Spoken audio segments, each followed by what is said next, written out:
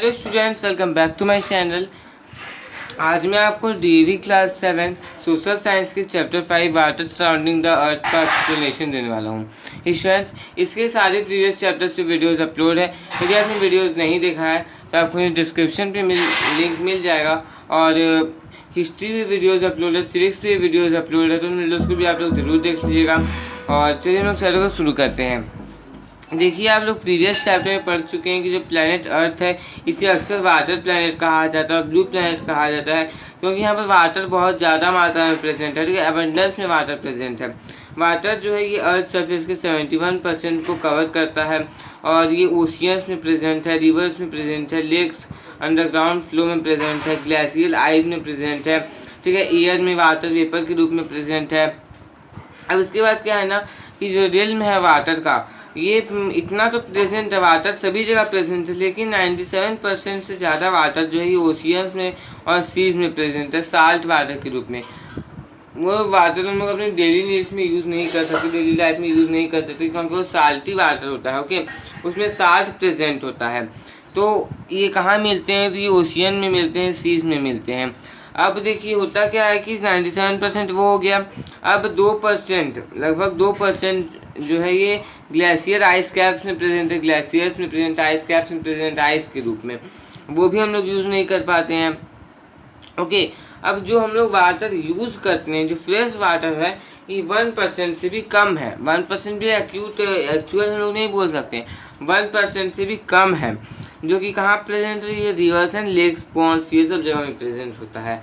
तो इतना water present होने के बावजूद 97% वाटर जो है ओशियंस में और सीज में प्रेजेंट है, जिसे हम लोग कभी भी यूज़ नहीं कर पाते हैं। जो वाटर बचते हैं उसमें भी कुछ ग्लेशियर में है, जो उसके बाद जो बचते हैं वो फ्रेश वाटर के रूप में है। ठीक है, फिर अंडरग्राउंड वाटर भी कुछ है, फिर वाटर वेपर्स के फॉर्म में भी कुछ है। तो हम लोग को बहुत ही कम फ्रेश वाटर हमारे अर्थ में प्रेजेंट है।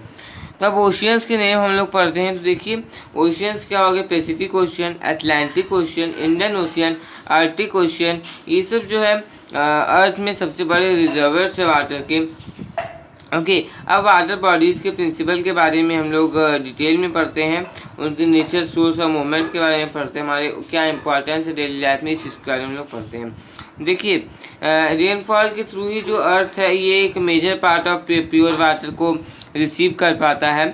ये फ्रेश वाटर को स्प्रिंग्स और रिवर्स के थ्रू भी रिसीव करता है। वाटर जो है कभी स्टैटिक नहीं, एक साइकिल जिसका कभी एंड ही नहीं होता है, ना वो कभी शुरू होता है ना ही वो कभी ख़त्म होता है, वो चलता रहता है वो साइकिल। ठीक है, जिसे हम लोग कहते हैं वाटर साइकिल। तब हम लोग देखते हैं कि वाटर साइकिल का क्या प्रोसेस, वो किस प्रकार से काम करता है। देखिए, ये जो प्रोसेस है वाटर साइकिल का, ये बहुत ही इंपॉर्टेंट डायग्राम है। ओके, 5 मार्क्स के क्वेश्चन में पूछ दिया जाता है कभी कभी, what is the process of water cycle. पहले तो थ्योरी लिखिए, उसके बाद डायग्राम्स को बनाइए।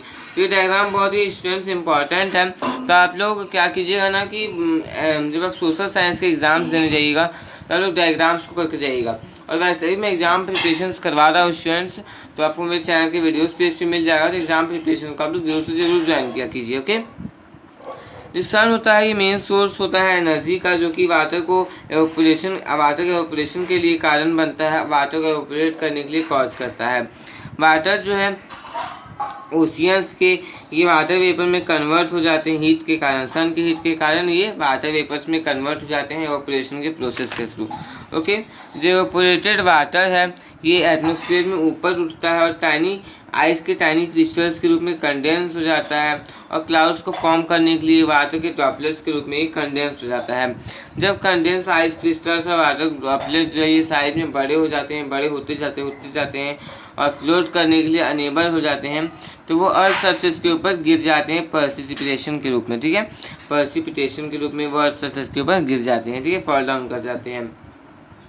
तो यही कारण है जिसके कारण कभी भी इस प्रोसेस का कभी भी अंत नहीं होता है और इसे वाटर साइकिल के रूप में डिस्क्राइब किया जाता है। अर्थ का जो मेजर पार्ट है, मतलब वाटर का जो मेजर पार्ट है अर्थ सरफेस के ऊपर, ये बहुत सारे स्ट्रीम्स को भी फॉर्म करता है। एक स्मॉल पार्ट रेन का ही परकोलेट्स करता है अर्थ के अंदर, जो कि ग्राउंड वाटर को फॉर्म करता है। ओके, जो ग्राउंड वाटर है ये बहुत ही इंपॉर्टेंट सोर्स है प्लांट्स के लिए, मतलब बहुत ही इंपॉर्टेंट सोर्स है वाटर का प्लांट्स के लिए। प्लांट्स जो होते हैं, जो पेड़ पौधे होते हैं, जो प्लांट्स होते हैं, ग्राउंड वाटर के साथ डिराइव होते हैं, जो कि अपने रूट के थ्रू वो वाटर को एब्जॉर्ब करते हैं और फिर एटमॉस्फेयर में वाटर को रिटर्न कर देते हैं मॉइस्ट एयर के फॉर्म में अपने लीव्स के थ्रू। वाटर जो है ये आइस क्रिस्टल में प्रेजेंट होता है, आइस क्रिस्टल के फॉर्म में प्रेजेंट होता है हाई एल्टीट्यूड रीजन्स में। अब ये कैसे, आपके मन में सवाल आता होगा। तो देखिए यहाँ पर क्या है कि हाई एल्टीट्यूड्स में आप लोग जैसे आगे बढ़ते जाइएगा, ऊपर जाते जाइएगा, तो आप लोग वहाँ देखिएगा ना कि वहाँ पर टेम्परेचर बहुत ही ज़्यादा डाउन रहता है। इतना डाउन रहता है कि वाटर लिक्विड फॉर्म में नहीं बल्कि वाटर वहाँ पर आइस फॉर्म में रहता है। तो माउंटेन्स के ऊपर वाटर जो है वो आइस फॉर्म में रहता है, आइस रहते हैं वहाँ पे। तो वहाँ पर जो हाई एल्टीट्यूड्स में वाटर प्रेजेंट होते हैं लेकिन आइस क्रिस्टल्स के रूप में प्रेजेंट होते हैं, ठीक है। तो हम लोग इन्फर कर सकते हैं कि हमारे अर्थ में कंटिन्यूस सप्लाई होता रहता है वाटर का। हालांकि वाटर का डिस्ट्रीब्यूशन यूनिफॉर्म नहीं है। जैसे अभी आप इंडिया में देखिएगा तो कुछ रीजन्स ऐसे हैं जैसे वहाँ पर वाटर बहुत ज़्यादा प्रेजेंट है, जहाँ पर बाढ़ आ जाते हैं कभी कभी। कुछ रीजन्स वैसे हैं जहाँ पर वाटर की बहुत ज़्यादा कमी है, स्कैर्सिटी है वाटर का। जैसे राजस्थान में देखिए वहाँ डेजर्ट ही डेजर्ट है सिर्फ, ओके। तो वाटर का जो डिस्ट्रीब्यूशन है यूनिफॉर्म नहीं है कि हर एक जगह में इतना सेम वाटर प्रेजेंट है, वैसा कोई बात तो है नहीं। कहीं बहुत ज़्यादा वाटर प्रेजेंट है, कहीं बहुत कम वाटर प्रेजेंट है। कुछ रीजन्स जो है ये बहुत ज़्यादा रेनफॉल और स्नोफॉल को रिसीव करते हैं, जो कि वहाँ पर वाटर को इंक्रीज कर देता है, वहाँ पर वाटर का सरप्लस होता है, वाटर बहुत ज़्यादा मात्रा में प्रेजेंट होता है। दूसरी तरफ एरिया जो कि रेड रेनफॉल को रिसीव करते हैं, तो स्नोफॉल को रिसीव करते हैं, उनके पास वाटर का स्कैर्सिटी होता है। वे तो हम लोग कह सकते हैं कि देखिए वाटर एक बहुत ही ज़्यादा प्रीशियस रिसोर्स है, इसका यूज़ भी हम लोग को जुडिशियली करना चाहिए, हम लोगों को इसे बर्बाद नहीं करना चाहिए, ठीक है। किस प्रकार से हम लोग इसके बर्बादी को रोक सकते हैं, आप लोग सभी को पता है कि ब्रशिंग करते समय हम लोगों को टैप को पे नहीं छोड़ना चाहिए, हम लोग कार को बकेट और मग से धोना चाहिए, ठीक है। हम लोग शॉवर का यूज़ नहीं करना चाहिए नहाते समय।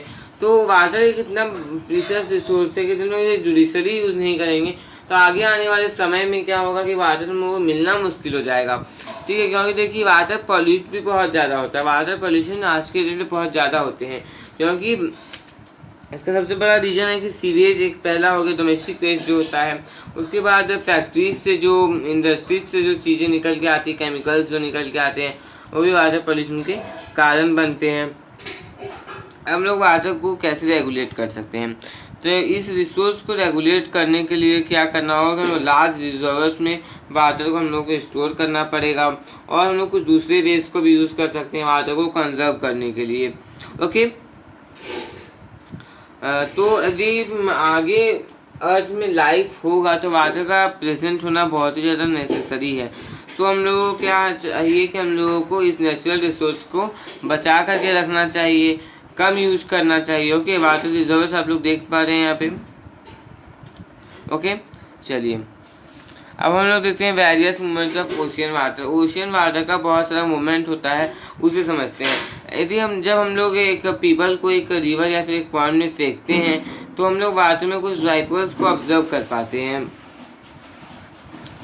उसी प्रकार से सी कोस्ट में जब हम लोग इस चीज़ को करते हैं तो देखिए क्या होता है, सी कोस्ट में आप लोग रोलिंग वेव्स को देख पाते हैं। इस चीज़ का भी नहीं भी कीजिएगा तो सी वाटर का रोलिंग वेव्स आप लोग देख पाते हैं। तो उनके मूवमेंट्स का कारण क्या, किस कारण से उनका मूवमेंट होता है, कहाँ से ये डाइपर्स ऑर्गेनाइज होते हैं, ये सब क्वेश्चंस सभी के मन में आते हैं। तो अब इस मूवमेंट्स के बारे में हम लोग पढ़ने वाले हैं। ये जो मूवमेंट्स होते हैं ओशियन वाटर में बेसिकली 3 तरह के होते हैं, पहला वेव्स, दूसरा ओशियन करंट और तीसरा टाइड्स। अब हम लोग इसके बारे में डिटेल में डिस्कस करते हैं। तो वेव्स, ये जो मूवमेंट होता है, जो वेव्स होते हैं, ये वाटर बॉडी में एक ऐसा मूवमेंट होता है इसमें वाटर पार्टिकल्स जो है ये ऊपर नीचे आगे पीछे जो है ये मूव अप करता है, डाउन करता है। ये इम्पॉर्टेंट है कि इस चीज़ को नोट करना कि वाटर जो है एक्चुअली ट्रैवल नहीं करता है वेव के साथ। ये एक तरह से बॉल को जिस प्रकार से वाटर में फेंका जाता है तो बॉल ऊपर मूव करता है, मूविंग अप करते रहता है, फिर वो वेव के साथ नीचे आ जाती है। ये प्रोसेस इस टाइप का होता है।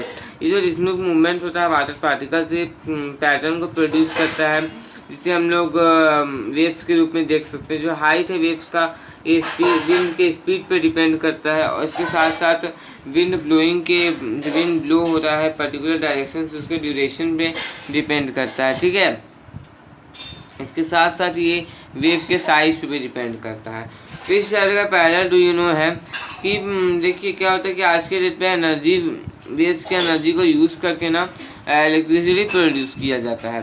तो हम लोगों ने सबसे पहले वेव्स पढ़ लिया। अब ओशियन करेंट्स को देखते हैं। जो ओशियन करेंट है ये कंटिन्यूस मूवमेंट है वाटर के मास का एक पर्टिकुलर डायरेक्शन में। ओशियन करेंट्स पर्टिकुलरली दो टाइप्स के होते हैं, पहला कोल्ड करेंट्स और दूसरा वार्म करेंट्स। ये ओशियन वाटर की हीटिंग और कूलिंग के कारण फॉर्म होते हैं। हम लोग जानते हैं कि कोल्ड वाटर जो है डेंसर होते हैं वार्म वाटर की तुलना में। कोल्ड वाटर के हाई डेंसिटी के कारण क्या होता है कि वार्म वाटर के नीचे होता है। ठीक है, तो जो कोल्ड वाटर है पोलर रीजन्स का, ये स्लोली मूव करता है इक्वेटर के टुवर्ड्स में ओशियन के बॉटम के साथ, ओशियन के बॉटम में। ठीक है, जो वार्म वाटर होता है इक्वेटर के नियर में, ये ओशियन के सरफेस के साथ पोल्स के टुवर्ड्स में मूव करता है। इस मैनर में ओशियन करंट्स जो है ये कॉज होते हैं। इस दिए गए मैप में आप लोग वर्ल्ड में ओशियन करंट्स के डिस्ट्रीब्यूशन को समझ सकते हैं। जो करंट्स है ये नॉर्दर्न हेमिस्फीयर के राइट के मूवमेंट टुवर्ड्स मूव करते हैं, और साउदर्न हेमिस्फीयर के लेफ्ट के टुवर्ड्स में मूव करते हैं। जनरली जो वार्म करंट है ये ईस्ट कोस्ट के अलॉन्ग में फ्लो करता है, कंटिनेंट से ईस्ट कोस्ट के अलॉन्ग में। लेकिन जो कोल्ड करंट्स होते हैं ये वेस्ट कंटिनेंट से वेस्ट कोस्ट के अलॉन्ग में मूव करते हैं। ओके, देखिए यहाँ पर मेजर ओशियन करंट्स आपके पास यहाँ पर दिखाए गए हैं। ठीक है, जो आपको पर्पल कलर का दिख रहा है फिशिंग ग्राउंड्स है, फिशिंग ग्राउंड्स है। ठीक है, और जो रेड कलर है ये वार्म करंट है, और कोल्ड करंट जो है ये जो रेड है ये वार्म करंट है, और फिर से जो ब्लैक नहीं फिर पर्पल एरो जो है ये कोल्ड करंट को दर्शा रहा है। जो ओशियन करंट्स है ये क्लाइमेट को इन्फ्लुएंस करने में इम्पॉर्टेंट रोल प्ले करते हैं कोस्टल रीजन्स के, कॉन्टिनेंट्स के कोस्टल रीजन्स के। यदि एक वार्म करंट कोस्ट के अलॉन्ग से पास करता है तो ये टेम्परेचर को रेज कर देगा, बढ़ा देगा, और सराउंडिंग एरियाज़ की तुलना में ये उस प्लेस को ज़्यादा गर्म बना देगा। सिमिलरली कोल्ड करंट जो है ये कोस्टल रीजन को कोल्डर बना देते हैं। कोस्टल एरियाज में वार्म करंट जो है वार्म ओशन करंट ये रेनफॉल को कॉज करते हैं और उसके क्लाइमेट्स को भी इन्फ्लुएंस करते हैं। इसके साथ साथ वहाँ वार्म कर देते हैं, उसे मॉइस्ट कर देते हैं। जो कोल्ड करंट्स है दूसरी तरफ देखा जाए तो ये क्लाइमेट को कूल करने के लिए बढ़ावा देते हैं, क्लाइमेट को कूल करते हैं, ड्राई करते हैं। ओके, तो ये जो ओशियनिक करंट्स है ये कोस्टल रीजन्स के क्लाइमेट को मॉडिफाई करते हैं। दूसरा अनदर कैरेक्टरिस्टिक ये है कि जो कॉन्फ्लुएंस होता है वार्म और कोल्ड करंट्स का, ये आइडियल कंडीशंस को प्रोवाइड करवाता है प्लेंटीफुल ग्रोथ के लिए। प्लैंकटन का प्लेंटीफुल ग्रोथ के लिए ये आइडियल कंडीशंस को प्रोवाइड करवाता है, जो कि एक फूड है मैरिन लाइफ के लिए। जो एरियाज़ है ये सब फिशिंग ग्राउंड्स के मेजर सब फिशिंग ग्राउंड के रूप में है, ट्रेड को इनकरेज करते हैं, कॉमर्स को इनकरेज करते हैं। तो क्या है ना कि जो ओशियन करंट्स है ये नेविगेशन में भी हेल्प करते हैं। टाइड्स जो है ये ओशियन वाटर के लेवल का पीरियोडिक राइज और फॉल, कभी अचानक उठता है फिर गिरता है, ये होता है। ठीक है, ये मून और सन के ग्रेविटेशनल पुल के कारण होता है। टाइड्स जो है ये दिन में 2 बार होते हैं। जब वाटर का लेवल राइज करता है तो वहाँ हाई टाइड होता है, जब वाटर का लेवल कम होता है तो वहाँ लो टाइड होता है। कभी कभी हाई टाइड जो बिग शिप्स को इनेबल करते हैं हार्बर में इंटर करने के लिए और हार्बर से बाहर आने के लिए। इंडिया में कोलकाता पोर्ट जो है टाइडल पोर्ट का एग्जांपल है। आज के दिन में टाइडल एनर्जी जो है इन्हें हार्नेस करके इलेक्ट्रिसिटी को जनरेट किया जाता है कोस्टल एरियाज़ में। टाइडल एनर्जी जो है ये वो सबसे इम्पॉर्टेंट रिन्यूएबल सोर्सेस एनर्जी का। ओके, चलिए तो हम लोग अब देखते हैं importance of oceans to man. जो ओशियंस है ये कंट्रीज़ को फैसिलिटेट करते हैं, रीजन्स को फैसिलिटेट करते हैं एक दूसरे से ट्रेड करने के लिए। गुड्स को एक लार्ज क्वांटिटी में एक जगह से दूसरी जगह शिप्स के द्वारा भेजा जाता है। ट्रांसपोर्टेशन जो ये दूसरे मोड ट्रांसपोर्टेशन से चीपर है, सस्ते दाम में हो जाता है। जो मैरीन इन्वायरमेंट है ये एनिमल और प्लांट लाइफ को फूड प्रोवाइड करता है और अबंडेंस में न्यूट्रिएंट प्रोवाइड करवाता है। ठीक है, तो जो ओशियंस है वहाँ पर जो ओशियंस है एक वैल्यूबल रिसोर्स है फूड के, क्योंकि कुछ वैल्यूबल मिनरल रिसोर्स जो है ये ओशन फ्लोर में पाए जाते हैं। मिनरल ऑयल, मैग्नीज नोड्यूल्स, ठीक है, मैग्नीज नोड्यूल्स, उसके साथ गोल्ड, प्लेटिनम, निकल, कॉपर जो है और कोबाल्ट, ये वैल्यूबल मिनरल है जो कि ओशियंस के डिफरेंट पार्ट्स में पाए जाते हैं। बहुत सारी कंट्रीज जो ये मिनरल ऑयल को टैप करके रख रहे हैं एक एनर्जी के, मतलब देखिए मिनरल ऑयल तो सोर्स ऑफ एनर्जी है ही, तो बहुत सारी कंट्रीज से टैप करके रख रहे हैं मिनरल ऑयल को बिग वे में। हालांकि जो एक्सप्लोरेशन होता है डीप ओशियन फ्लोर का एक सोर्स ऑफ मिनरल के रूप में, ये अर्ली स्टेज में हुआ करता है। फ्यूचर में क्या आएगी ये होप किया जा रहा है कि जो ओशियंस है ये वैल्यूबल रिसोर्सेज के रूप में एक मेजर रूप, मतलब आने वाले समय में क्या होना कि ये वैल्यूबल रिसोर्स के लिए मेजर सोर्स होंगे, उस तरह से ये सर्व करेंगे। नेक्स्ट हमारे पास आता है केस स्टडी ऑफ सुनामी। दिसंबर 2004 में जो गिंगैटिक वेव्स थे, इससे पहले इस टाइप की वेव्स को कभी नहीं देखा गया था। ये वर्ल्ड के कोस्टल रीजन्स को क्रैश कर देते हैं, ठीक है, पीपल को वाश कर देते हैं, एनिमल्स को वाश कर देते हैं, होम्स को वाश कर देते हैं। इसके साथ साथ बहुत ही ज़्यादा लॉस होता है, ठीक है, पूरा वर्ल्ड हॉरर में था। अब हम लोग देखते हैं आगे नेक्स्ट पैरा। गवर्नमेंट एजेंसीज, जो नॉन गवर्नमेंटल ऑर्गेनाइजेशंस थे, एनजीओज, जो रेसिडेंट वेलफेयर एसोसिएशंस थे, बिजनेस ऑर्गेनाइजेशन थे, शॉपकीपर्स थे, ये विक्टिम्स को रिलीफ प्रोवाइड करवा रहे थे मनी को डोनेट करते हुए, क्लोथ डोनेट करते हुए, मेडिसिन दे रहे थे। किसी को चोट लगी थी कुछ चीज़ के लिए, कोई बीमार था उसको मेडिसिन दिया जा रहा था, टेंट्स दिया जा रहा था, बेडिंग दिया जाता था। उसके साथ साथ मीडिया जो है ये विक्टिम्स की बातों को फैलाने के लिए कि कितना उन्हें प्रॉब्लम फेस करना पड़ रहा है, ये भी एक बहुत बड़ा सोर्स था। मीडिया पूरा एक चैप्टर है स्टूडेंट्स हम लोगों के सिविक्स में। यदि आपने उस चैप्टर को नहीं समझा है तो मैंने उस चैप्टर का वीडियो बनाया हुआ है, तो उस चैप्टर को आप लोग ज़रूर समझ लीजिएगा। ओके, चलिए तो हम लोग डू यू नो देख लेते हैं। तो ह्यूज वेव्स, सी वेव्स होते हैं, सुनामी कहा जाता है।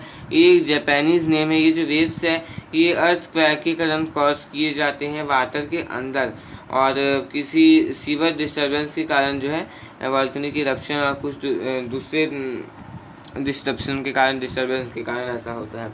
अब देखिए मैं आपको कुछ इमेजेस आपके बुक में दिखाए गए हैं, उसके समझिए। देखिए कितने बड़े बड़े लहरें हैं। आपको यहाँ पर जो आपको बिल्डिंग्स दिख रहे हैं ना, ये जो बिल्डिंग्स ये इनकी कम ऊंचाई नहीं है।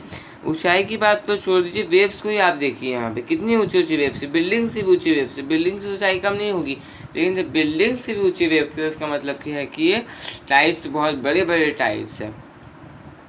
ओके, अब देखिए हम लोग नेक्स्ट देखते हैं havoc caused by tsunami. Tsunami आया कैसा हैवॉक है, देखिए यहाँ पर कितना भयंकर नज़ारा है, आप देख पा रहे हैं कितना ख़राब दिख रहा है। देखिए किसी का घर उजड़ गया है, इसके अंदर कितने लोग हैं होंगे दबे हुए। उसके बाद सुनामी एरियाज इफेक्ट हुए थे। देखिए इंडिया का जो कोस्टल रीजन था ये इफेक्ट हुआ था, श्रीलंका का कोस्टल रीजन इफेक्ट हुआ था। ओके, इंडोनेशिया में आप देख पा रहे हैं कि इफेक्शन हुआ है।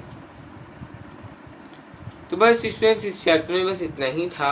ओके, यहाँ पे आपको सिर्फ वाटर के सराउंडिंग्स के बारे में पढ़ना था। हमारे आसपास में जो वाटर है, अर्थ के आसपास में जो वाटर है वो कैसा है, क्या किस प्रकार से वाटर प्रेजेंट है, ठीक है, वाटर का मूवमेंट कैसा है, इस चीज़ के बारे में हम लोगों ने इस चैप्टर में डिस्कस किया है। ओके, तो इसी के साथ ये चैप्टर पूरा होता है स्टूडेंट्स। तो आपको वीडियो अच्छा लगा तो लाइक कर दीजिए, और यदि आप मेरे चैनल पर नए हैं सब्सक्राइब करके बेल आइकन प्रेस कर लीजिए, क्योंकि इस चैनल पे आपको ऐसे एजुकेशनल वीडियोस मिलती रहती है। और स्टूडेंट्स साइंस पे भी वाटर चैप्टर एक है, यदि आपने उसका वीडियो नहीं देखा है तो उसका वीडियो मेरे सेकंड चैनल पे अपलोड है। ओके, तो यदि अभी तक आपने मेरे सेकंड चैनल को सब्सक्राइब नहीं किया है तो सेकंड चैनल को जरूर से जरूर सब्सक्राइब कर लीजिएगा, लिंक आपको डिस्क्रिप्शन पे मिल जाएगा। ओके, और स्टूडेंट्स मैंने अदर सब्जेक्ट्स के वीडियोस बनाए हुए हैं, एग्जाम प्रिपरेशन भी करवाता हूँ। ओके, इसके साथ साथ मैं मैथ के वीडियोस को भी अपलोड करता हूँ, तो उन वीडियोस को भी आप लोग ज़रूर से ज़रूर देख लीजिएगा। ओके, चलिए। और स्टूडेंट्स मैं साइंस के वीडियोस बनाए हुए हैं मैंने, यदि आपने वीडियोस नहीं देखा है तो प्राइवेट पे आपको कुछ वीडियोस मिल जाएंगे और हर एक सब्जेक्ट का सेपरेट प्लेलिस्ट बना हुआ है। तो किसी वीडियो के लिए आप लोग चैनल की प्लेलिस्ट सेक्शन को ज़रूर से ज़रूर चेक कर लीजिएगा। Okay, thanks for watching.